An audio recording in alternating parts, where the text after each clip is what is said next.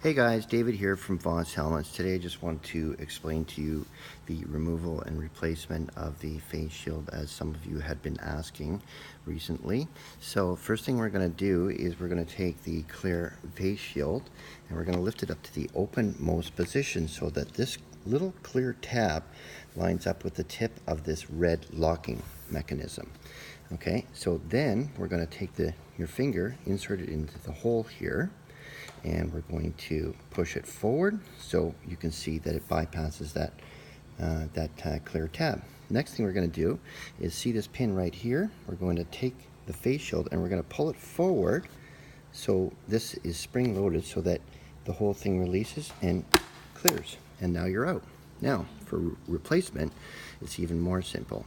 All you have to do is see this circle right here and this circle right here. Take them, line them up, press down firmly, and pull the entire mechanism forward in a forward motion, and then press it in, and then you're done.